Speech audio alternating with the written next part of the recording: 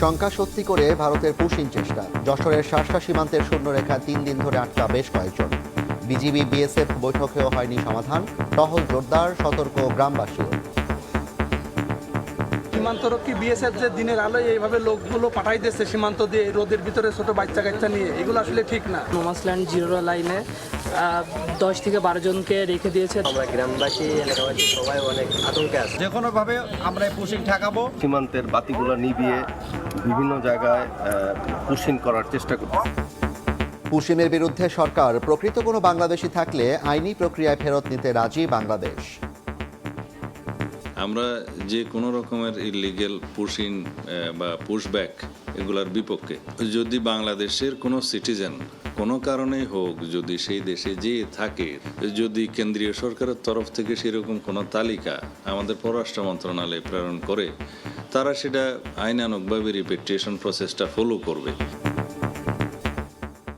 দেখছিলেন প্রধান শিরোনাম। রাতের সময়ে সঙ্গে আছি আমি জাফর সাদিক। এবার অন্যান্য শীর্ষ সংবাদ। জাতিসংঘ সাধারণ পরিষদের 81তম অধিবেশনের সভাপতি নির্বাচিত হলেন পররাষ্ট্রমন্ত্রী খলিলুর রহমান। পেয়েছেন 99 ভোট। সভাপতিত্ব করবেন সেপ্টেম্বরের সভায়। একদিনেই শেষ হলো রামিসা ধর্ষণ হত্যা মামলায় সাক্ষ্য গ্রহণ। মা বাবা সহ দিলেন 16 জন। অভিযোগ প্রমাণিত বলছে রাষ্ট্রপক্ষ। কাল আসামির আত্মপক্ষ সমর্থন। আর দিনের পোস্ট অপারেটিভে পরিবেশগত ত্রুটি পেয়েছে তদন্ত কমিটি। এসি বন্ধ থাকায় অক্সিজেন ঘাটতিতে 6 শিশু মৃত্যুর ধারণা। কালই প্রতিবেদন জমা। হাম ও উপসর্গে প্রাণ গেল আরও 6 জনের। আতঙ্ক ছড়াচ্ছে ডেঙ্গুও। নেওয়া হচ্ছে আগাম পদক্ষেপ। বেসরকারি হাসপাতালে পরীক্ষায় 80% ছাড়। 10 ভাগ শয্যা ফাঁকা রাখার নির্দেশ। এবং 2 দফায় 600 টাকা বাড়ানোর পর 12 কেজি এলপি গ্যাসে কমল 55 টাকা। সিলিন্ডারের দাম 1885 টাকা হলেও কিনতে হচ্ছে 2000-এর উপরে। কাল আসছে বিদ্যুতের দাম বৃদ্ধির ঘোষণা।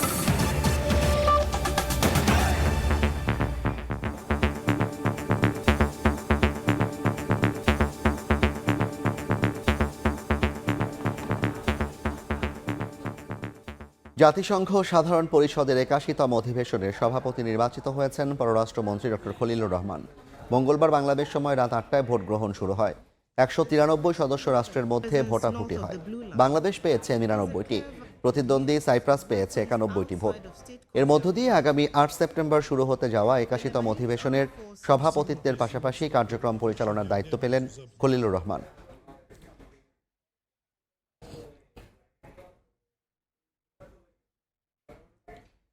শঙ্কাকে সত্যি করে যশোরের বেনাপোল সীমান্ত দিয়ে পুশিংয়ের চেষ্টায় ভারত। বিজিবি তা রুখে দিলেও শূন্য রেখায় 3 দিন ধরে অবস্থান করছেন বেশ কয়েকজন। এ নিয়ে সতর্ক অবস্থানে গ্রামবাসীও।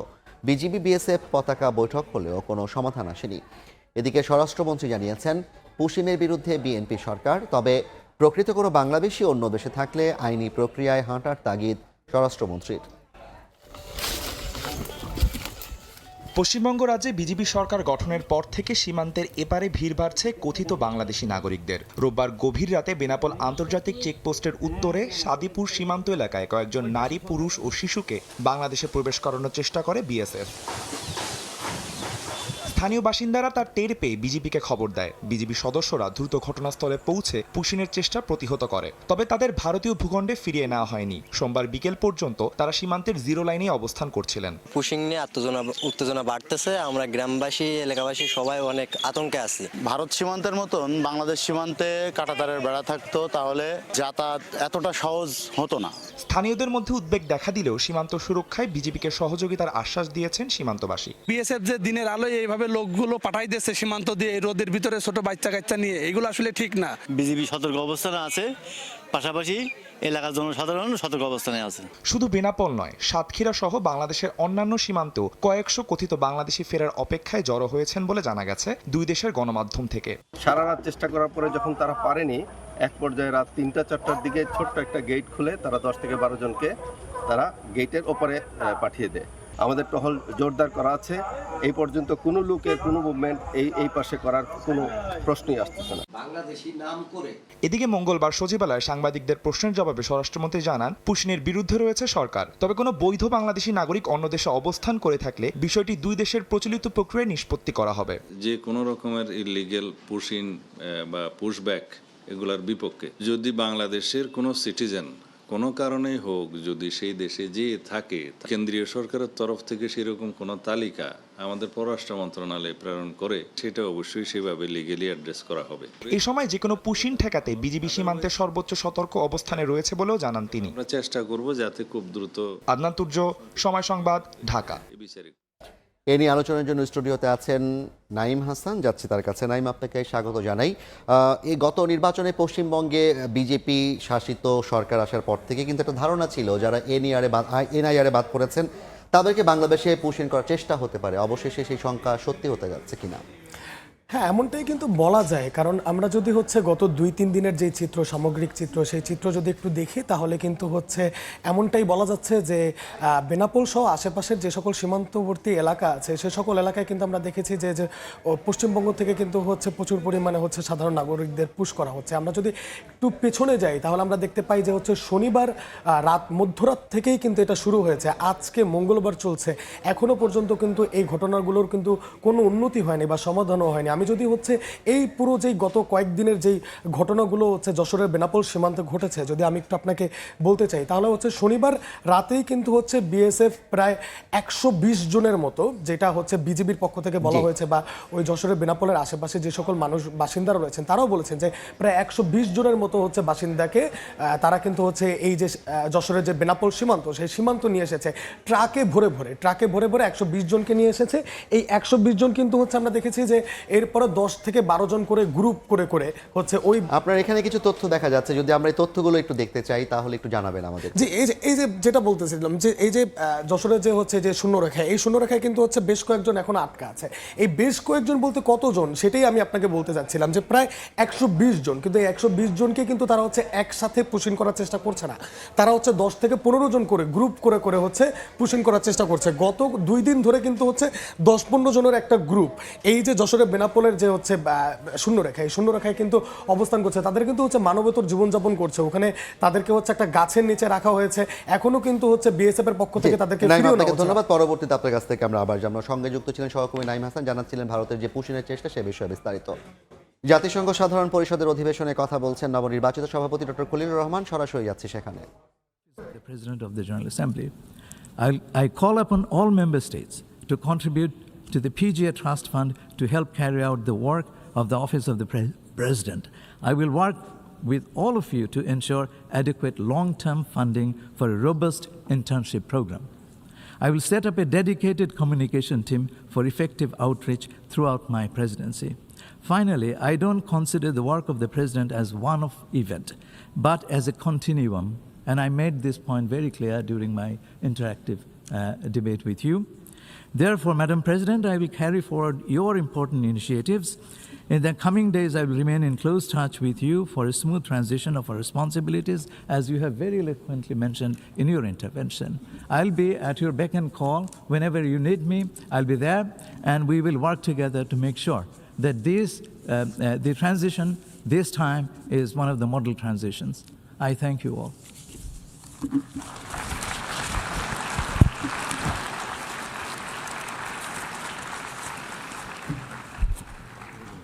I thank the President-elect of the General Assembly.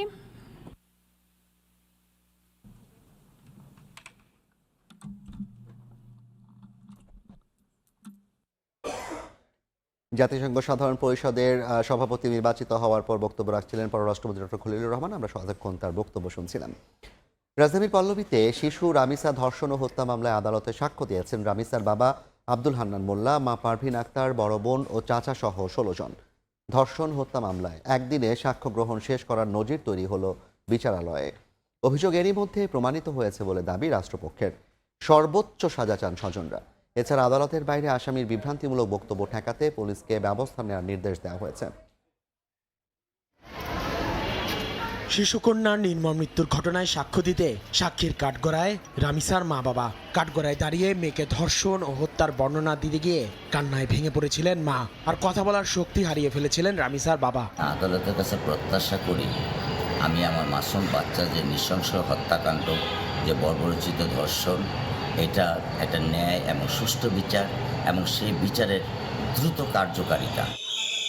কাঠগড়ায় দাঁড়ানো আসামি সোহেল রানার দিকে আঙ্গুল তুলে রামিসার মা পারভিন আক্তার জানান এই লোকই তার মেয়েকে হত্যা করেছে। দরজা খুলতে বারবার আগুতি করলেও দরজা খুলেনি আসামি স্বপ্না। এদিন আদালতে সাক্ষ্য দেন রামিসার বাবা, মা, বোন ও তদন্ত কর্মকর্তা সহ 16 জন। রাষ্ট্রপক্ষের আইনজীবী জানান, সাক্ষীদের বর্ণনা থেকে আসামিদের বিরুদ্ধে আনা অভিযোগ প্রমাণিত হয়েছে। মামলার গুরুত্বপূর্ণ যে ইনক্রিমিনেটিং এভিডেন্স সেটা মাননীয় ট্রাইব্যুনালে সাক্ষীগণ তাদের জবানবন্দিতে সুপ্রতিষ্ঠিত করেছেন এবং উভয় আসামির সংশ্লিষ্টতার যে প্রমাণ সাক্ষীগণ আদালতে দিয়েছেন। একদিনেই সম্পন্ন হয় এই মামলার সাক্ষ্য জেরা। এমন উদাহরণ দেশের বিচার বিভাগে দৃষ্টান্ত হয়ে থাকবে বলে মনে করেন রাষ্ট্রপক্ষের আইনজীবী। বাংলাদেশের ইতিহাসে এটা খুবই নৃশংস ঘটনা এবং এই ঘটনায় যেমন জনগণ মর্মাহত, তেমন সরকারও এই ব্যাপারে খুবই উদ্বেগ। সরকার নিযুক্ত আসামিপক্ষের আইনজীবী বলেন, উভয় পক্ষকে ন্যায় বিচার দেওয়ার জন্য কাজ করছেন তিনি। দেশ এবং দেশের বাইরে যেন এই বিচার প্রক্রিয়া প্রশ্নের সম্মুখীন না হয় সেজন্য আসামিপক্ষে মামলা পরিচালনা করেছি, চেষ্টা করেছি বিচারটা যেন প্রশ্নের সম্মুখীন না হয়, ত্রুটিমুক্ত হয়। বুধবার আসামির আত্মপক্ষ সমর্থনের জন্য দিন ধার্য করেছেন ট্রাইব্যুনাল। এদিনই হতে পারে উভয় পক্ষের আইনজীবীর যুক্তিতর্ক উপস্থাপন। পরে যে কোনো দিন মামলার রায় ঘোষণা করা হবে বলে জানান রাষ্ট্রপক্ষের আইনজীবী। আসিফ মোহাম্মদ সিয়াম, সময় সংবাদ, ঢাকা। দিন হাসপাতালে শিশু মৃত্যুর ঘটনায় পোস্ট ডেলিভারি ও পোস্ট অপারেটিভ ওয়ার্ডে ত্রুটি পেয়েছে তদন্ত কমিটি। মিলেছে পরিবেশগত সমস্যাও। তদন্ত কমিটি প্রতিবেদন জমা দেবে কাল। ধারণা করা হচ্ছে অক্সিজেনের ঘাটতিতে শ্বাসকষ্টে মৃত্যু ঘটতে পারে শিশুদের। 27 মে ঈদের আগের দিন হৃদয় বিদারক ঘটনা ঘটে দিন হাসপাতালে। পৃথিবীর আলো দেখার কিছু সময় বাদেই জীবন প্রদীপ নিভে যায় 6 নবজাতকের। আলোচনা ঝড় উঠে দেশের বিভিন্ন মহলে। ঘটনার পরপরই তদন্ত নামে স্বাস্থ্য মন্ত্রণালয়। 31 মে প্রতিবেদন জমা দেওয়ার কথা থাকলেও গভীর পর্যবেক্ষণের জন্য তা বাড়ানো হয় 3 জুন পর্যন্ত। প্রাথমিক অনুসন্ধানে পোস্ট ডেলিভারি ও পোস্ট অপারেটিভ ওয়ার্ডে বাতাস চলাচল ব্যবস্থার সীমাবদ্ধতা ও পরিবেশগত ত্রুটি মিলেছে। ধারণা করা হচ্ছে শীতাতপ নিয়ন্ত্রিত যন্ত্র দীর্ঘ সময় বন্ধ থাকায় অক্সিজেনের ঘাটতিতে শ্বাসকষ্টে মৃত্যু হতে পারে শিশুদের। একই ঘটনার কারণ অনুসন্ধানে আলাদাভাবে কাজ করছে স্বাস্থ্য অধিদপ্তরের আরও একটি কমিটি। সেই প্রতিবেদন চূড়ান্ত করে 2 তদন্ত কমিটির সম্মিলিতভাবে প্রতিবেদন প্রকাশ করার চেষ্টা চলছে বলে জানিয়েছেন সংশ্লিষ্ট কর্মকর্তা। মন্ত্রণালয় তদন্ত রিপোর্ট আগে দিয়ে দেবে, তারপরে ডিজি হেলথ পরে দেবে। এই জিনিসটা একটু কেমন দেখতে লাগে, এই জন্য হয়তো সিদ্ধান্তটা চেঞ্জ হতে পারে, একসাথেও হতে পারে। আগামীকাল হোপফুলি আমরা এটা পাবো। তার দাবি, এ ঘটনায় গাফলতির কোনো সুযোগ নেই। প্রতিবেদন হবে নিরপেক্ষ ও নির্মোহ। 3 ঘন্টার মধ্যে 6টা থেকে 9টার মধ্যে 6টা বাচ্চা মারা গেল হুট করে। তো এটা তো স্বাভাবিক ঘটনা না। তদন্ত কমিটি যে রিপোর্টটা দেবে একদম ইম্পার্শিয়াল এবং নির্মোহ। এদিকে ঘটনার 6 দিন পর মামলা দায়ের করতে রমনা থানায় যান ভুক্তভোগী স্বজনরা। নির্মম এই ঘটনায় জড়িত প্রত্যেকের কঠোর সাজা নিশ্চিত করবে রাষ্ট্র, এমন আশা তাদের। হাসপাতালের গাফলতির কারণে, অব্যবস্থাপনার কারণে, ডক্টরবিহীন পরিস্থিতির কারণে আমার বেবি চলে গেছে। এই হত্যাকাণ্ডের বিচার চাওয়ার অধিকার তো আমার আছে। আমি এই বিচার চাওয়ার জন্য আজকে আবার থানায় এসেছি। আমরা ভরসা করতেছি জানি এটার সুষ্ঠু তদন্ত হবে, এভাবে জানি আর কারো বাচ্চা এরকম 3 দিনের বাচ্চা জানি না মারা যায়। মেডিকেল কর্তৃপক্ষের গাফলতির কারণে আমার সন্তান হারাইতে হয়েছে, আর কারো জন্য সন্তান না হারায় সরকারের কাছে একটাই আমার আবেদন, সুস্থ তদন্ত, সুস্থ বিচারক। 6 শিশুর অবহেলাজনিত মৃত্যুর পাশাপাশি সার্বিক বিষয় নিয়েই তদন্ত চলছে বলে জানিয়েছেন স্বাস্থ্য অধিদপ্তরের কর্মকর্তারা। প্রতিবেদন নিয়ে নেতিবাচক সন্দেহের সুযোগ নেই বলেও দাবি তদন্ত সংশ্লিষ্টদের। শফিকুজ্জামান রুবেল, সময় সংবাদ, ঢাকা। 24 ঘন্টায় হামে মৃত্যু হয়েছে 6 জনের। নতুন করে হাসপাতালে ভর্তি 1334 জন। প্রত্যাশিত উন্নতি দেখা নেই হাসপাতালগুলোতে। শিশুদের পাশাপাশি বাড়ছে বয়স্ক রোগীর সংখ্যাও। এদিকে সংক্রমণের সংখ্যায় ডিএনসিসি হাসপাতালে সীমিত করা হয়েছে গণমাধ্যম কর্মীদের প্রবেশাধিকার। গেল 16 মার্চ থেকে ডিএনসিসির ডেডিকেটেড হাসপাতালে হামের বিশেষায়িত চিকিৎসা কার্যক্রম শুরু হয়। 1054 শয্যা থাকলেও বাড়তি রোগীর চাপ সামাল দিতে হচ্ছে হাসপাতালটিকে। ঈদের পর সংক্রমণ বাড়ায় শিশুদের পাশাপাশি বয়স্ক রোগীরাও আসছেন চিকিৎসা নিতে। সংক্রমণের সংখ্যায় হাসপাতালে সীমিত করা হয়েছে গণমাধ্যমের প্রবেশও। ঈদের দিন থেকে জ্বর আর পাতলা পায়খানা, পরে এই যে ডায়রি হসপিটালে আনছি, এখানে আনার পরে ওখান থেকে আনতে হামের সমস্যা, পরে হসপিটালে নিয়ে আসলাম। 1 সপ্তাহ মতো জ্বর ছিল বাড়িতে, বুঝছেন। তারপর আমরা এখানে নিয়ে আসলাম, নিয়ে আসার পরে এখন আইসিইউতে ভর্তি করাইছে। এমন পরিস্থিতিতে হাম নিয়ে আতঙ্কিত না হওয়ার পরামর্শ দিয়েছেন স্বাস্থ্যমন্ত্রী। সন্দেহজনক হাম রোগীর ভর্তি সংখ্যা ছিল ৫৭,৯০২। এর মধ্যে আমাদের হাসপাতাল থেকে ছাড় পাওয়া রোগীর সংখ্যা কিন্তু ৫৩,৭২২। It's an achievement of our treatment. হামের উপসর্গ নিয়ে গত ২৪ ঘন্টায় ডিএনসিসি ডেডিকেটেড হাসপাতালের বহির্বিভাগে চিকিৎসা নিয়েছেন ১৭৪ জন, নতুন ভর্তি হয়েছেন ১০০ জন, একই সময়ে ছাড়া পেয়েছেন ১১৩ জন। ফাহরিয়া ফারুকী, সময় সংবাদ, ঢাকা। হামের পর এবার ডেঙ্গু মোকাবিলায় নড়েচড়ে বসেছে সরকার। নেওয়া হচ্ছে আগাম পদক্ষেপ। চিকিৎসা ব্যয় কমাতে বেসরকারি হাসপাতালের টেস্টে ৮০% ছাড় দেওয়ার ঘোষণা দিয়েছেন স্বাস্থ্যমন্ত্রী। ফাঁকা রাখতে হবে ১০% শয্যা। স্বাস্থ্য মন্ত্রণালয় অংশীজনদের সঙ্গে সভা শেষে জারি করা হয়েছে একগুচ্ছ নির্দেশনা। জানানো হয়, আপাতত ডেঙ্গুর ভ্যাকসিন দেওয়ার কথা ভাবছে না সরকার। মশাবাহিত রোগ ডেঙ্গু মোকাবিলায় এবার আগে ভাগেই নড়ে চড়ে বসেছে সরকার। হাম প্রাদুর্ভাব থেকে শিক্ষা নিয়ে ডেঙ্গুর মৌসুম শুরুর আগেই মশা নিধন সহ চিকিৎসা সেবায় নেওয়া হচ্ছে আগাম পরিকল্পনা। ডেঙ্গু প্রতিরোধে কার্যকর ব্যবস্থা নিতে সচিবালয়ে সব মেডিকেল কলেজ হাসপাতাল, প্যাথোলজি, বেসরকারি হাসপাতাল, সিটি কর্পোরেশন সহ সব অংশীজনদের নিয়ে বিশেষ সভা করেছেন স্বাস্থ্যমন্ত্রী। আলোচনায় প্রাধান্য পায় ডেঙ্গু রোগীর চিকিৎসা সংকটের প্রসঙ্গ। তাই দেশের সব বেসরকারি হাসপাতালে 10% বেড খালি রাখার পাশাপাশি ডেঙ্গু পরীক্ষায় 80% ছাড় দেওয়ার নির্দেশ দেন স্বাস্থ্যমন্ত্রী। 10% বেড ফ্রি রাখবেন আমাদের ডেঙ্গু পেশেন্টের জন্য। সেখানে ডাক্তারদের চার্জ নেবেন না, শুধু ওষুধের টাকা এবং খাবার টাকা রোগী ম্যানেজ করবে। আর investigation 80% free for all the dengue patients irrespective of rich or poor. ওষুধ প্রয়োগে যথাযথ নিয়ম অনুসরণের দিক নির্দেশনা দিয়েছেন মন্ত্রী। জানান, আপাতত ভ্যাকসিন প্রয়োগের পরিকল্পনা নেই। অল ওভার দ্য ওয়ার্ল্ড এটা এখনো সার্বজনীন ভ্যাকসিন হয় না। কাজে আমরা একটা এলডিসি কান্ট্রি হিসাবে আমরা হঠাৎ করে ভ্যাকসিনটা দেওয়া শুরু করতে পারি না।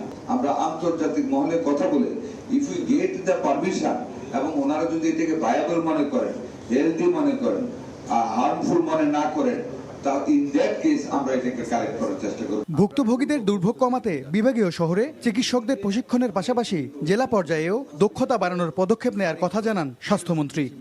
ওই পর্যায়ে আমাদের সিটি কর্পোরেশন। MS আরেফিন, সময় সংবাদ, ঢাকা। এআইকে বোকা বানাতে অপকৌশলের আশ্রয় নিচ্ছেন কিছু বাইকার। মামলা ঠেকাতে নম্বর প্লেট স্কচ টেপে ঢেকে ভাঙছেন ট্রাফিক আইন। 7 দিন অভিযান ও 999টি নম্বর তদন্ত করে এমন অসদুপায় অবলম্বন করা চালককে আটক করেছে পুলিশ। দেওয়া হয়েছে অর্থ ও কারাদণ্ড। ভবিষ্যতে এ ঘটনার পুনরাবৃত্তি হলে কঠোরভাবে আইন প্রয়োগের হুঁশিয়ারি দিয়েছে ট্রাফিক বিভাগ। সড়কে শৃঙ্খলা ফেরাতে সম্প্রতি কৃত্রিম বুদ্ধিমত্তা বা এআই ক্যামেরা স্থাপন করে ঢাকা মহানগর পুলিশের ট্রাফিক বিভাগ। রীতিমতো সারা ফেলে এই উদ্যোগ। মামলার ভয়ে এখন আর সিগন্যাল অমান্য করছেন না চালকরা।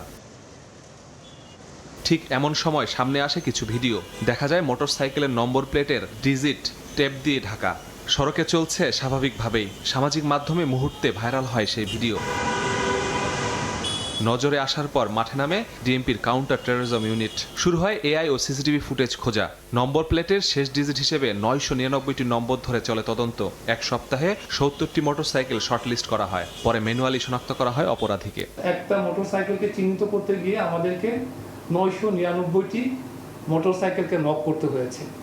এর মধ্যে আমরা কিছু পারমিটেশন কম্বিনেশনের মাধ্যমে যে কালারটা চেঞ্জ করেছি, যে কালারটা যদি ব্ল্যাক, আমরা ব্ল্যাকটাই ধরেছি। নাম্বার প্লেটের ডিজাইনের সাথে যখন মিলেছে এবং তার সাথে যে তার গতিবিধি যেটা আছে আমরা সেটাকেও পর্যালোচনা করেছি। লালবাগের বেলতলি লেনে অভিযান চালিয়ে লাভলুকে আটক করা হয় মোটরসাইকেল সহ। তেজগাঁওয়ের অফিস শেষে ফেরার পথে লাভলু মোটরসাইকেলের নম্বর প্লেট ঢেকেছিল। হঠাৎ হেলমেটটা নাই, তো ভাবছিলাম যে যাওয়ার সময় যদি এই মামলা হয়, এইখানে একটা ছোট ভাই একটা স্টিকার লাগাই দিছে। আমার আর মনে ছিল না, স্টিকারটা একদিন ছিল, তখন আমি একা যাচ্ছিলাম, তখন ওই ভিডিও ফুটেজটা মনে হয় কোনো সাংবাদিক করছে। তারপরে আমরা তেজগাঁও থেকে ধানমন্ডি যাই, এরপরে খুলে ফেলি। ডিএমপি ট্রাফিক বিভাগের প্রধান জানান, স্পেশাল মেট্রোপলিটন ম্যাজিস্ট্রেট লাবলু হককে 1 মাসের কারাদণ্ড ও জরিমানা করেন। এমন কৌশল থেকে বিরত না থাকলে কঠোরভাবে আইন প্রয়োগের হুঁশিয়ারি তার। কাউকে সাজা দেওয়া এটি কিন্তু আমাদের কোনো উদ্দেশ্য না। আমাদের প্রধান উদ্দেশ্য হচ্ছে যে সবাইকে সচেতন করা, যে আমরা নিজ থেকে যেন আইনটা আমরা মানার চেষ্টা করি। তারপরও যে ব্যত্যয় হয় না তা না, ব্যত্যয় তো হয়, এবং ব্যত্যয় যেখানে হবে সেখানে কিন্তু আইনের প্রয়োগ অত্যন্ত কঠোরভাবে আমরা এই জিনিসটা দেখব। 1 বছরের মধ্যে রাজধানীর শতাধিক পয়েন্টে এআই ক্যামেরা স্থাপনের পরিকল্পনার কথা জানিয়ে ট্রাফিক আইন না মানলেই মামলার মুখোমুখি করার হুঁশিয়ারি ট্রাফিক পুলিশের। মাসুদুর রহমান, সময় সংবাদ, ঢাকা। 2 দফায় 599 টাকা বাড়ার পর 12 কেজি সিলিন্ডারের দাম কমানো হয়েছে 55 টাকা। বিকেলে এক বিজ্ঞপ্তির মাধ্যমে বিইআরসি জানায় নতুন দাম নির্ধারণ করা হয়েছে 1885 টাকা। যদিও ঘোষিত মূল্যের প্রতিফলন নেই খুচরা বাজারে, 2 থেকে 300 টাকা বেশিতেই কিনতে হয় গ্রাহককে। গ্রাহকের তীব্র ক্ষোভের মাঝে এবার প্রতি 12 কেজি সিলিন্ডারের 55 টাকা কমানোর ঘোষণা দিয়েছে Bangladesh energy regulatory commission BERC. তবে সিলিন্ডারের সরকারি ঘোষিত মূল্যের প্রতিফলন থাকছে না খুচরা বাজারে, 2 থেকে 300 টাকা বেশিতেই কিনতে হয় গ্রাহককে। বাড়া এটাই জানি, এটাই শুনি, কিন্তু কমে কখন এটা আমরা আসলে কখনো সাধারণ গ্রাহকরা জানি না। সরকার যে দাম নির্ধারণ করে দেখা যায় তার চাইতে 200-300 টাকা বেশি দামে কিনতে হয় আমাদের। সরকার যে দাম কমাইলো এটা দোকানদাররা বললে আর উল্টা ঝাড়ি দেয়। কই কমছে? আমরা তো কিনতে পারি না। ওই সরকারে কমাইছে, যারা দোকানদার আঙুনরা পাইকারি আনি খুচরা বেশি, এরা তো কমায় নাই। এদিকে বাড়তি দাম নেয়ার অভিযোগ অস্বীকার করছেন খুচরা ব্যবসায়ীরা। অনেকেই দিচ্ছেন ডিলার পর্যায় থেকে সরকার নির্ধারিত মূল্যে সরবরাহ না পাওয়ার অজুহাত। যারা ডিলার হ্যাঁ গাছ আপনার জান দেন কয় টাকা করে আমার কাছে বেচার আপনার কয় টাকা বেশি আপনি পাই যাবেন। শুধু বাসা বাড়িতে পৌঁছাইলে সার্ভিস চার্জ আলাদা। এদিন প্রতি লিটার অটো গ্যাসের দাম 89 টাকা 50 পয়সা থেকে কমিয়ে 86 টাকা 93 পয়সা নির্ধারণ করা হয়েছে। এলপিজির বাজারের এক চিরন্তন নিয়ম, দাম বাড়লে কার্যকর হতে যেখানে মিনিট লাগে না সেখানে দাম কমলে অজুহাতের শেষ থাকে না। তাই তো ভোক্তাদের অভিযোগ শুধুমাত্র প্রেস বিজ্ঞপ্তি কিংবা সংবাদ সম্মেলনের মাধ্যমে দাম নির্ধারণ নয়, সাধারণ মানুষ নির্ধারিত দামে গ্যাস পাচ্ছে কিনা তার জন্য প্রয়োজন কঠোর মনিটরিং ব্যবস্থা। মাহাদ ইসলাম ধ্রুব, সময় সংবাদ, ঢাকা। জ্বালানির দাম বাড়িয়ে জনগণের সঙ্গে জুলুম করা হয়েছে বলে মন্তব্য করেছেন জামায়াতের আমির ডাক্তার শফিকুর রহমান। দুপুরে সিলেটের সদর উপজেলার সোনাতলায় নির্যাতনে নিহত শিশু ফাহিমার পরিবারের সঙ্গে দেখা করে সাংবাদিকদের প্রশ্নের জবাবে তিনি কথা বলেন। ডাক্তার শফিক বলেন, মূল্য যদি বাড়াতেই হয় তাহলে সংসদে আলোচনা করা উচিত ছিল, কিন্তু রাতের আঁধারে তেলের দাম বাড়ানো হয়েছে, যা জনগণের সঙ্গে প্রতারণা শামিল। সরকারের গত 3 মাসের কাজের মূল্যায়ন প্রসঙ্গে তিনি আরও বলেন, মানুষের প্রত্যাশা অনুযায়ী দেশ ভালো নেই।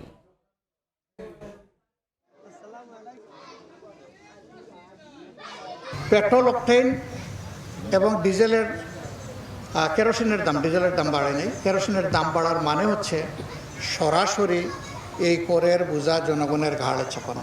গত মাসে 8 থেকে 12% বাড়ানো হয়েছে দাম, আবার 1 মাসের ব্যবধানে আবার এসে প্রায় 5 টাকা করে 3টা আইটেমে দাম বাড়ানো। এটি আসলেই জনগণের উপর একটা জুলুম।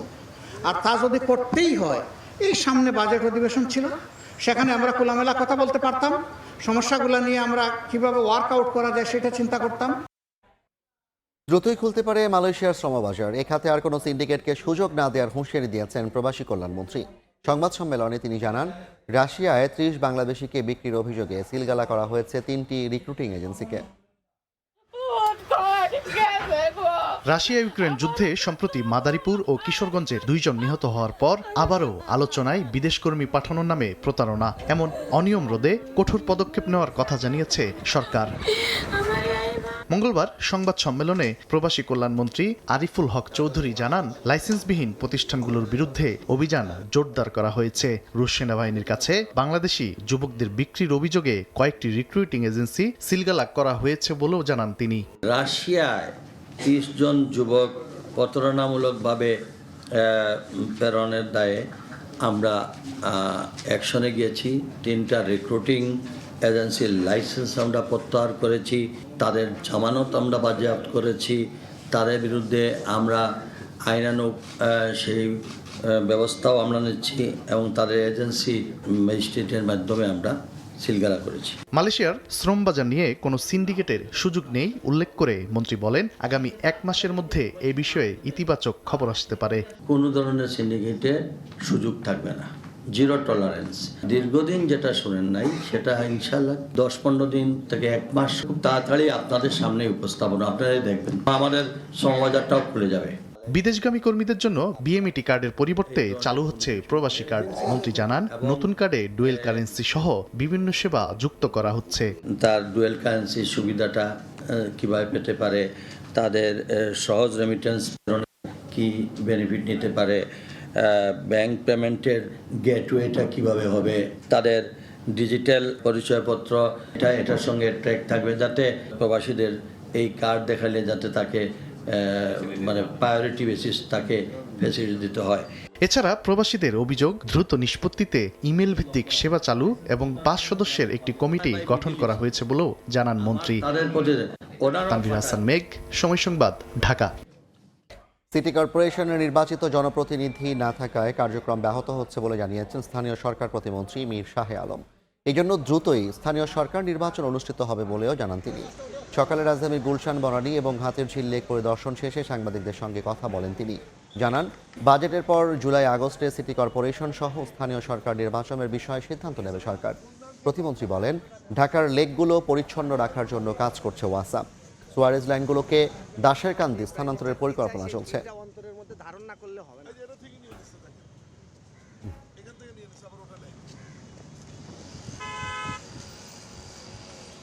ওয়ার্ড ভিত্তিক জনপ্রতিনিধি বা কোনো দায়িত্বশীল ব্যক্তি না থাকবার কারণে এই ঘটনাটি বেশি ঘটছে, মানে পরিদর্শন বা দেখভাল করবার লোকের খুবই অভাব। খুব দ্রুত সময়ের মধ্যে আমরা নির্বাচন দিব।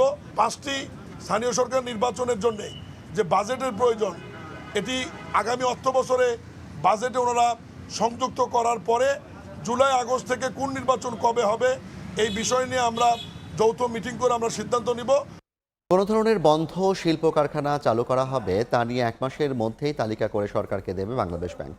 ব্যাংকগুলোর দেয়া তথ্য সক্ষমতার উপর নির্ধারিত হবে বন্ধ কলকারখানার ভাগ্য। অর্থনীতিবিদরা বলছেন, রুগ্ন ও বন্ধ শিল্পের পার্থক্য বিবেচনায় আর্থিক বিনিয়োগের সিদ্ধান্ত প্রশস্ত করবে কর্মসংস্থানের বাজার। সিলিয়া সুলতানের রিপোর্ট। মাছের ঘের আর কৃষি জমি মনে হলেও এটি আসলে মূলত একটি ফ্যাক্টরির মাঠ, যে মাঠে কোনো এক সময় হয়তো শত শত শ্রমিক কাজ করতে আসতেন। সে মাঠটি যেমন কৃষি জমিতে রূপান্তর হয়েছে, ঠিক একইভাবে ফ্যাক্টরির ভেতরের মেশিনগুলো আসলে বিক্রি করে ফেলতে বাধ্য হয়েছেন মালিক। শ্রমিকরা তাদের কাজ হারিয়েছেন। জানা মতে প্রায় 4000 শ্রমিক এই ফ্যাক্টরিতে কাজ করতেন। কোভিডের পর মোশাররফ হোসেনের জন্য ব্যাংক বরাদ্দ করেছিল 50 লাখ টাকা, কিন্তু সে টাকা হাতে ছুঁয়ে দেখতে পারেননি। গায়েবী এই ঋণের সুদের জাল এখন কোটি টাকা ছাড়িয়ে গিলে ফেলেছে প্রতিষ্ঠানটির হাজার হাজার কর্মীর ভাগ্য। এখন তিনি নিজের মাথার উপর ছাদও হারাতে চলেছেন। ব্যাংকই আমার সাথে জালিয়াতি করছে, বড় জালিয়াতি।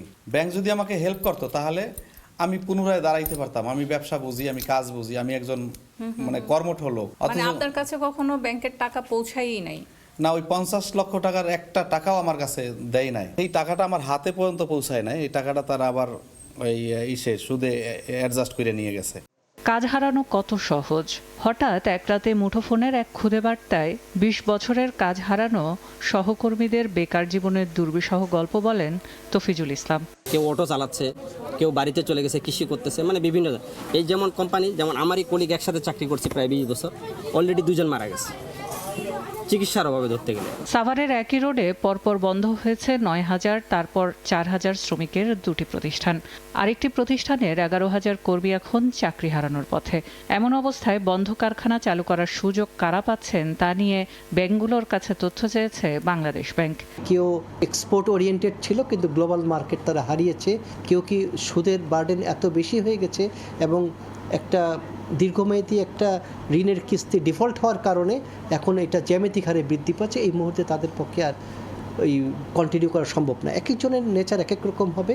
আমরা সবগুলোই কালেক্ট করছি যে কোন ফ্যাক্টরি কী কারণে বন্ধ অবস্থায় আছে, তারপর সেগুলি অ্যানালাইসিস করে সরকারের সাথে বসে একটা সিদ্ধান্ত নেওয়া হবে যে কী ধরনের নীতিগত বা আর্থিক সুবিধা দিলে এই বন্ধ কলকারখানাগুলো আবার পূর্ণতভাবে চলতে পারবে। কম্প্রিহেন্সিভ একটা উদ্যোগ নেওয়া হবে যেখানে সব ধরনের সমস্যাকেই অ্যাড্রেস করার চেষ্টা করা হবে। এটা মাসখানিকের মধ্যেই কালেকশন কাজ শেষ হবে। তবে বন্ধ কারখানা সচল করতে আর্থিক সহায়তা ছাড়াও ব্যবসায়িক পরিবেশ নিশ্চিত করা অন্যতম চ্যালেঞ্জ হবে বলে মনে করেন অর্থনীতিবিদরা। শুধুমাত্র সরকার না, এখানে যারা নাকি উদ্যোক্তা ছিল তাদেরকে এগিয়ে আসতে হবে। তবে এবং তারা তখনই মানে আপনার এগিয়ে আসবে যখন যারা নাকি যাদের জন্য এগুলো আপনার পুড়ে গিয়েছিল বা এগুলো ক্ষতিগ্রস্ত হয়েছিল তাদেরও কিছু শাস্তির ব্যবস্থা করতে হবে। যারা এগুলো নষ্ট করলো তাদেরকে যদি শাস্তির ব্যবস্থা না করা হয় তাহলে ডেফিনেটলি ওই যে যারা উদ্যোক্তা তারাও এগিয়ে আসবে না। তবে রাজনৈতিক বা অস্থিতিশীলতার কারণে বন্ধ কারখানা ছাড়াও রুগ্ন প্রতিষ্ঠানের সংজ্ঞায় পড়ে, অর্থাৎ যে প্রতিষ্ঠান দীর্ঘ সময় ধরে অর্থনৈতিকভাবে ক্ষতির সম্মুখীন, লোকসান গুনছে বা উৎপাদন ক্ষমতা হ্রাস পেয়েছে এমন প্রতিষ্ঠানকে ঋণ দেওয়ার ক্ষেত্রে রুগ্ন ও বন্ধ প্রতিষ্ঠানের সক্ষমতা ও বিভাজন যাচাই বাছাই করে ঋণ দিলে আর্থিক অপচয় হ্রাস পাবে বলে মনে করেন অর্থনীতিবিদরা। সেলিয়া সুলতানা, সময় সংবাদ, সাভার।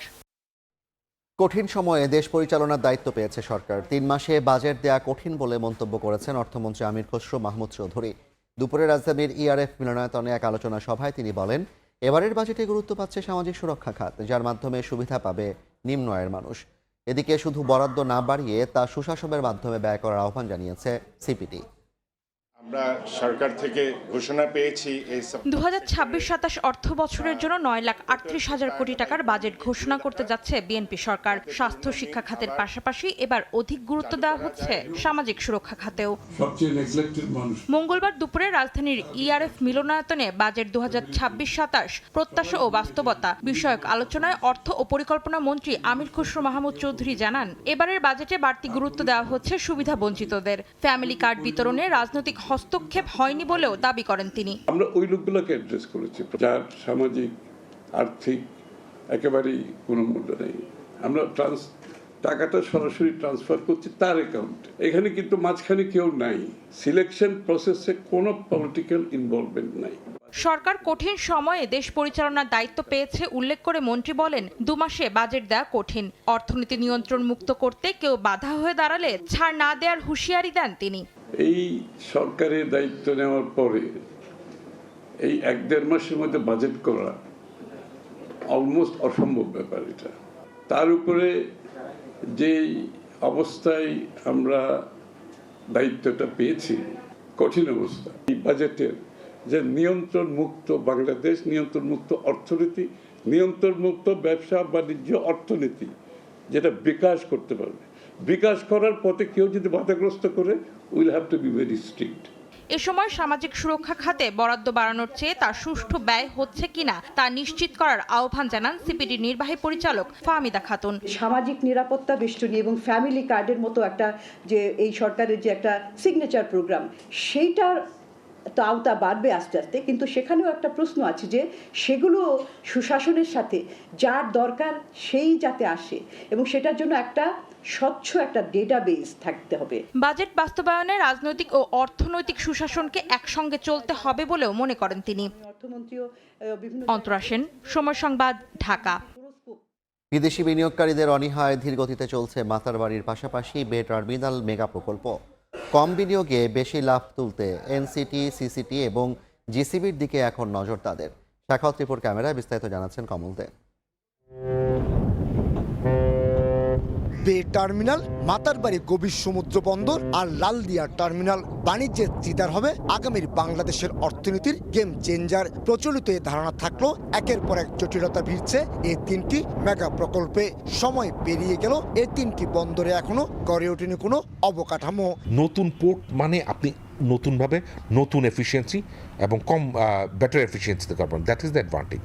17,525 কোটি টাকার বে টার্মিনাল প্রকল্পে বিশ্বব্যাংক সহায়তা হিসেবে দিয়েছে 9,333 কোটি টাকা, আর বাকি 6,500 কোটি টাকার যোগান দেবে চট্টগ্রাম বন্দর নিজেই। 6,500 কোটি টাকা অর্থায়ন নিশ্চিত হলো কক্সবাজার মাতারবাড়ি গভীর সমুদ্র বন্দরের জেটি, টার্মিনাল, শেড এবং ইয়েট নির্মাণের কাজ চলছে অনেকটা ধীর গতিতে।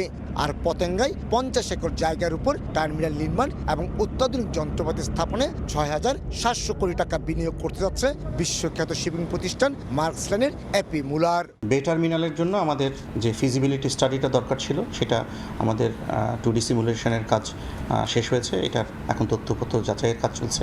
অথচ কয়েক বছর ধরে বে টার্মিনালে বিনিয়োগে আগ্রহ দেখিয়ে আসছে সিঙ্গাপুরের সিঙ্গাপুর পোর্ট অথরিটি, দুবাই ভিত্তিক প্রতিষ্ঠান ডিপি ওয়ার্ল্ড। তার একটি বিকল্প পথে অনেকে হাঁটছে, যেমন ডিপি ওয়ার্ল্ড, তারপর আরও অনেক অনেকেই যে চট্টগ্রাম বন্দরের ভিতরে এনসিটিতে, সিসিটিতে, জিসিবিতে বিনিয়োগের জন্য। তার মানে কি রেডিমেড পোর্টে বিনিয়োগ করে, অল্প বিনিয়োগ করে বেশি লাভ করার চিন্তা ভাবনা। 2030 সালের মধ্যে পুরোদমে অপারেশনে যাওয়ার কথা লালদিয়াচরের এপি মুলার টার্মিনাল।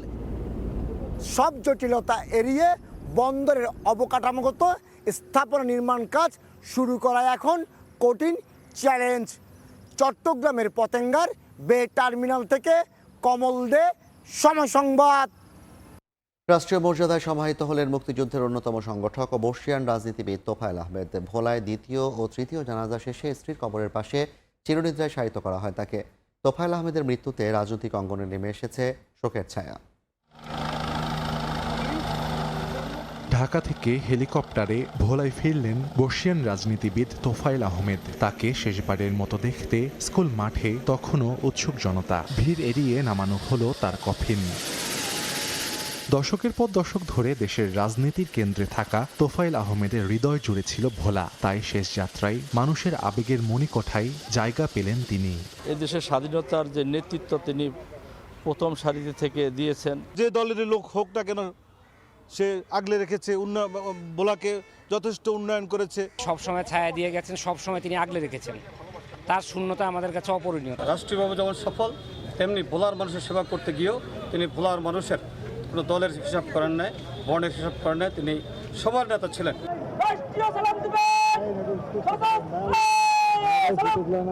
মানুষের ভালোবাসায় সিক্ত হন তোফায়েল আহমেদ। মুক্তিযুদ্ধের অন্যতম এই সংগঠককে দেয়া হয় গার্ড অব অনার। এর আগে তাঁর দ্বিতীয় জানাজায় যোগ দেন শত শত মানুষ। বিকেলে গ্রামের বাড়ি কোরালিয়ায় হয় তৃতীয় জানাজা। সেখানে পরিবার স্বজনরা ছাড়াও অংশ নেন গ্রামবাসী। পরে মায়ের কবরের পাশে শায়িত হন তোফায়েল আহমেদ। আপনসীন একজন মানুষ উনি, নীতিপরায়ণ, সৎ। সবসময় খালি একটা কথা উনি বলতেন যে তোর বাবা কিন্তু কখনো অসৎ কিছু করে না, তোর বাবা কিন্তু সবসময় সৎভাবে চলে, সৎ কাজ করে। 1 জুন রাজনীতির আকাশে কালো মেঘের ছায়া ফেলে রাজধানীর একটি বেসরকারি হাসপাতালে মারা যান তোফায়েল আহমেদ। ওই দিনই ধানমন্ডিতে হয় প্রথম জানাজা। তার মৃত্যুর মধ্য দিয়ে শেষ হল বাংলাদেশের রাজনীতির ইতিহাসে তোফায়েল আহমেদ অধ্যায়। সময় সংবাদ, ভোলা। প্রবাস থেকে ফিরে দেখা হলো না স্বজনদের সঙ্গে। প্রাইভেট কার নিয়ন্ত্রণ হারিয়ে ট্রাকের পেছনে ধাক্কা দিলে মৃত্যু হয় 5 জনের। গুরুতর আহত আরও 2 জন। ফরিদপুরের ঢাকা ভাঙা এক্সপ্রেসওয়েতে সকালে দুর্ঘটনা হয়।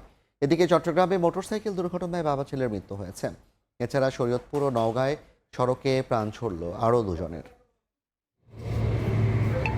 বিদেশ থেকে ফিরে যাওয়া হলো না স্বজনদের কাছে। চালকের বেপরোয়া গতি আর অসতর্কতায় সড়কে 5 জনের মৃত্যু।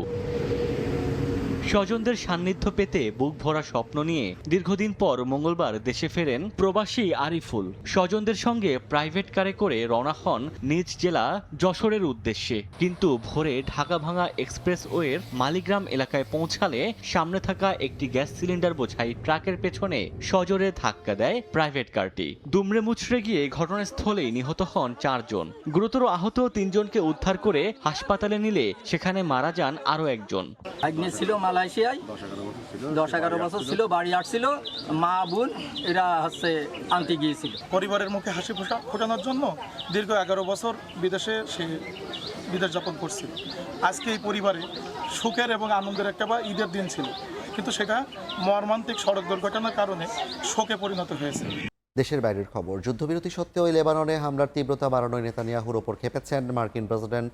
ইসরায়েলি প্রধানমন্ত্রীকে অকৃতজ্ঞ আখ্যা দিয়েছেন ট্রাম্প। এমনকি ফোনালাপে নেতানিয়াহুকে গালিগালাজও করেছেন তিনি।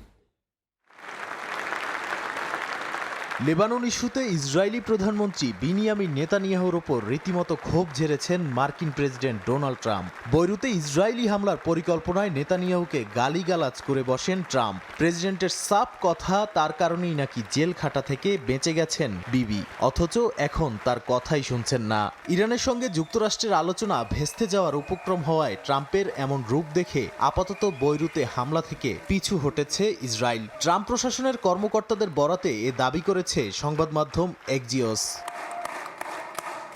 নেতানিয়াহুর ওপর ট্রাম্পের চিৎকার আর গালিগালাজের খবর এখন সোশ্যাল মিডিয়ায় ভাইরাল। বৈরুতে ইসরায়েলের লাগাতার বোমাবাজি আর লেবাননের আকাশচুম্বী ভবন ধুলোয় মিশিয়ে দেওয়ার নীতিতে ট্রাম্প এতটাই ক্ষুব্ধ যে ফোনে সরাসরি পাগল বলে আখ্যা দেন নেতানিয়াহুকে। নেটিজেনরা বলছেন ট্রাম্পের এই মেজাজ গরমের আসল কারণ ইরানের সঙ্গে যুক্তরাষ্ট্রের তলে তলে চলতে থাকা চুক্তি ভেস্তে যাওয়ার ভয়।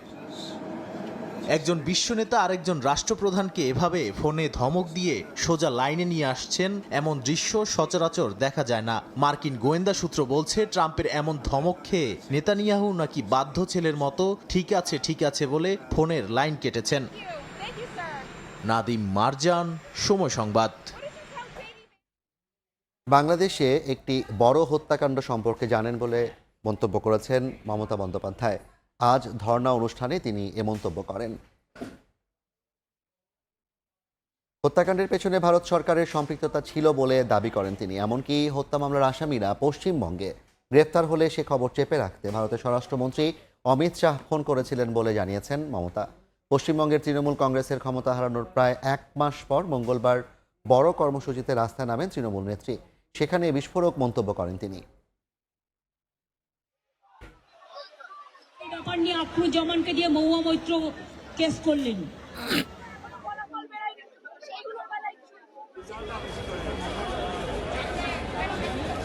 দর্শন আছে।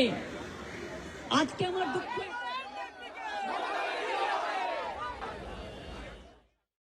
বাংলাদেশ থেকে একটা বড় খুনিকে এসটিএফ অ্যারেস্ট করেছিল, জেনে রাখুন। যা নিয়ে বাংলাদেশে অনেক রেভলিউশন হয়েছিল। অন্য দেশের কথা আমি বলছি না, আমার বলার অধিকার নেই, কিন্তু আমি যেটা বলছি পয়েন্টটা, তারপরে তারা মেঘালয় দিয়ে বাংলায় চলে আসে। বাংলায় যখন চলে আসে তখন আমাদের এসটিএফ তাকে ধরে, এটা তাদের ক্রেডিট। তারপরে হোম মিনিস্টার নিজে আমাকে ফোন করে বলছেন, এতদিন তো কই আমি বলিনি, মুখ করিনি, আজকে অত্যাচারের শেষ সীমায় গেছেন বলে। কারণ এটা জানে, আমি এখনো নামটা বলছি না ভদ্রতা করে, বাংলাদেশের লোক উত্তাল হয়ে যাবে। আমি সেটা চাই না, আমি দেশকে ভালোবাসি, না বলবো না দেশের স্বার্থে। আইসিসির স্বীকৃতি ছাড়াই বোর্ড পরিচালনা করে আসছেন তামিম ইকবালের অ্যাডহক কমিটি। ঢাকায় এসে এমনটাই জানিয়েছে আইসিসির 2 সদস্য। দাবি করেছেন আমিনুল ইসলাম বুলবুলের আইনজীবী। আগের বোর্ডের 4 সদস্যের কাছ থেকে জবানবন্দি নিয়েছে সফররত আইসিসির প্রতিনিধিরা। বিসিবি নির্বাচন নিয়ে বিচারালয়ে একগুচ্ছ রিটে হতবাক তারা। যদিও নির্ধারিত সময়ে বোর্ড নির্বাচন আয়োজনের বিষয়ে আত্মবিশ্বাসী বিসিবির আইনজীবী। ত্রয়োদশ জাতীয় সংসদ নির্বাচনের পরেই পরিবর্তন আসে বাংলাদেশ ক্রিকেট বোর্ডে। আমিনুল ইসলামের বোর্ড ভেঙে গঠন করা হয় অ্যাডহক কমিটি, যার নেতৃত্বে সাবেক অধিনায়ক তামিম ইকবাল। কেবল নির্বাচন আয়োজনের দায়িত্ব থাকলেও নতুন করে কাউন্সিলর তালিকা প্রণয়ন করে এই কমিটি। এতে করে নির্বাচনের গ্রহণযোগ্যতা নিয়ে প্রশ্ন উঠছে। দায়ের করা হচ্ছে একের পর এক রিট। আর এমন পরিস্থিতিতেই বাংলাদেশ সফরে আইসিসির 2 সদস্যের প্রতিনিধি দল। বোর্ড ঘিরে এমন লঙ্কাকাণ্ডে রীতিমতো হতবাক তারা। তারা তো বিদেশে থাকে, তারা তো আসলে আমাদের দেশের কালচারটা পুরোপুরি বোঝে না, সে কারণে তারা কনফিউজ হয়ে যাচ্ছে। এবং আপনারা জানেন অলরেডি যে তারা 2 জন প্রতিনিধি দল গঠন করে বর্তমানে তারা বাংলাদেশে অবস্থান করছে। এবং আমাদের লিগ্যাল টিমের সাথেও আজকে তাদের মিটিং আছে, যেখানে আমরা তাদেরকে জিনিসটা আসলে বুঝিয়ে বলবো, যাতে এটা তারা যে একদম কনফিউজ হয়ে যাচ্ছে, এটা কনফিউজ হওয়ার মতো কোনো কিছু না। আইসিসির সবশেষ বোর্ড সভাতেও ছিল না বাংলাদেশের কোনো প্রতিনিধি। ক্রিকেটের সর্বোচ্চ নীতি নির্ধারণী সংস্থায় তাই তামিম ইকবালের গ্রহণযোগ্যতাও প্রশ্নের মুখে। জাতীয় ক্রীড়া পরিষদ গঠিত এই অ্যাডহক কমিটিকে কি আদৌ বৈধতা দিয়েছে আইসিসি? বর্তমান যে অ্যাডহক কমিটি লেড বাই আমাদের সাবেক অধিনায়ক স্বনামধন্য ক্রিকেটার তামিম ইকবাল, সেই কমিটিকে এখন পর্যন্ত তারা কোনো ধরনের স্বীকৃতি প্রদান করেনি। সেই সূত্রে বলা যায় যে আমিনুল ইসলাম বুলবুল কর্তৃক যে কমিটিটি গঠিত হয়েছিল আইসিসির কাছে এখন পর্যন্ত ওই কমিটিটি হচ্ছে একটি নির্বাচিত গ্রহণযোগ্য কমিটি। বিসিবির অ্যাডহক কমিটি আইসিসির প্রতিনিধি দলের ঢাকা সফর নিয়ে গোপনীয়তা রাখছে। আনুষ্ঠানিক বিবৃতি পেতে সময় লাগতে পারে আরও কিছুদিন। বিসিবির আইনজীবী অবশ্য আত্মবিশ্বাসী, যথাসময় হচ্ছে পরবর্তী নির্বাচন। অনেক কটা ব্যালট কাস্টিং ভোট অলরেডি হয়ে গেছে এবং এটাও আমরা কোর্টকে জানিয়েছি, অবহিত করেছে। তবে এত সব কর্মকাণ্ডের প্রেক্ষিতে ক্রিকেট বোর্ডে সরকারি হস্তক্ষেপের প্রমাণ মিললে নিষেধাজ্ঞা আরোপ হতে পারে দেশের ক্রিকেট ও বিসিবির ওপরে। সাব্বির মিথুন, সময় সংবাদ, ঢাকা। এ পর্যায়ের শীর্ষ সংবাদগুলো জানিয়ে দিচ্ছে আরেকবার। জাতিসংঘের সাধারণ পরিষদের সভাপতি এখন বাংলাদেশ। ৯৯ দেশের সমর্থন পেয়ে নির্বাচিত পররাষ্ট্রমন্ত্রী ডক্টর খলিলুর রহমান। প্রধানমন্ত্রী তারেক রহমানের অভিনন্দন। শঙ্কা সত্যি করে ভারতের পুশিন চেষ্টা। যশোরের শার্শা সীমান্তের শূন্যরেখায় আটকা বেশ কয়েকজন। বিজিবি বিএসএফ বৈঠকেও হয়নি সমাধান। টহল জোরদার, পুশিনের বিরুদ্ধে সরকার। এবং একদিনেই শেষ হলো রামিসা ধর্ষণ হত্যা মামলায় সাক্ষ্য গ্রহণ। মা বাবা সহ দিলেন ১৬ জন। অভিযোগ প্রমাণিত বলছে রাষ্ট্রপক্ষ। কাল আসামির আত্মপক্ষ সমর্থন।